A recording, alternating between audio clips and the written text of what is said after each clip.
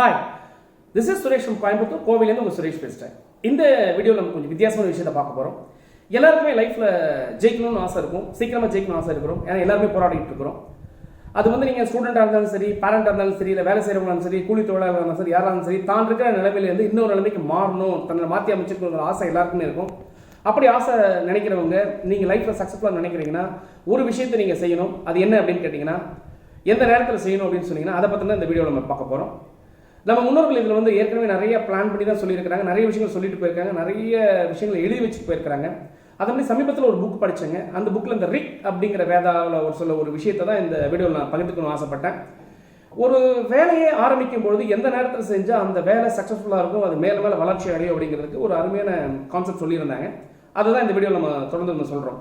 அப்படி என்ன அப்படின்னு கேட்டிங்கன்னா, சூரியன் உதிப்பதற்கு முன்னாடியே, இது சாதாரணமாக இல்லைங்க, சூரியன் உதிப்பது, இதில் சயின்ஸ் ரீதியான விஷயங்களும் இருக்குது, ஆன்மீகமும் அறிஞ்சிருக்கு. இதுக்கான பல விஷயங்களை வந்து ப்ரூஃபும் பண்ணியிருக்கிறாங்க. அதனால தான் இந்த பர்டிகுலர் பாயிண்ட்டை நான் உங்களுக்கு ஷேர் பண்ண ஆசைப்பட்டேன். நம்ம தமிழர்களாகட்டும், யாராக இருக்கட்டும்னு சொல்லலாம், குறிப்பாக தமிழர்களுக்குன்னே வைக்கலாம், அல்லது இந்தியாவில் இருக்கிறவங்கன்னு எடுத்துக்கலாம், இந்தியர்கள் எடுத்துக்கலாம், இல்லை ஜெயிக்கணும்னு நினைக்கிற யாராக இருந்தாலும் சரி. நீங்கள் ஒரு வேலையை ஆரம்பிக்கணும்னு நினைக்கிறீங்க, அது சக்ஸஸ்ஃபுல்லாக நடக்கணும்னு நினைக்கிறீங்க அப்படின்னு சொன்னால், டெஃபினட்டாக அந்த வேலையை எப்போ ஒரு நாளைக்கு சூரியன் உதயமாகுதோ, அந்த சூரியன் உதயமாகிறதுக்கு சராசரியாக 48 நிமிஷத்துக்கு முன்னாடி ஒரு வேலையை நீங்கள் ஸ்டார்ட் பண்ணீங்கன்னு சொன்னால் கண்டிப்பாக அந்த வேலை சக்ஸஸ்ஃபுல்லாக நடக்கும் அப்படிங்கிறது உண்மைங்க. அப்படி இருக்கும்பொழுது காலையில் அதுதான் நம்ம என்ன சொல்லியிருக்காங்கன்னா, பிரம்ம முகூர்த்தம் அப்படின்னு சொல்கிறாங்க. நம்ம தமிழர்கள் வந்து பாரம்பரியமாக பார்த்துட்டு வந்தது பிரம்ம முகூர்த்தம். பிரம்ம முகூர்த்தத்தில் செய்யக்கூடிய எந்த வேலையாக இருந்தாலும் அந்த வேலை கண்டிப்பாக சக்ஸஸ்ஃபுல்லாக நடக்கும்.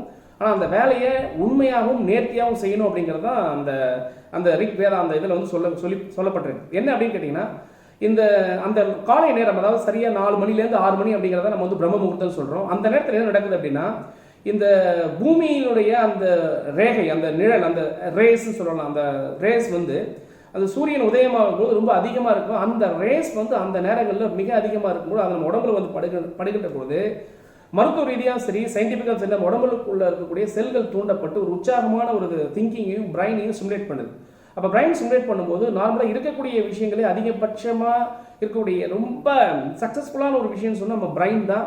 நம்ம பிரைனுக்கு மிஞ்சின விஷயமே எதுவுமே இல்லைங்கிறத ப்ரூவ் பண்ணிக்க. நீ கம்ப்யூட்டர் ஆகட்டும், எவ்வளோ நவீனமயமாக இருந்தாலும் அந்த நவீனமயத்துக்கெல்லாம் மூல காரணமாக இருக்கிறது நம்மளுடைய பிரைன் தான். அந்த பிரைனை ஸ்டிமுலேட் பண்ணக்கூடிய அந்த ரேஸ் குறிப்பாக அந்த 4 மணிலேருந்து 6 மணிக்குள்ளே வருதுங்கிறத சயின்டிஃபிக்காக ப்ரூவ் பண்ணிக்க. இதை பற்றி ரிக் வேதத்தில் அழகாக சொல்லியிருக்காங்க.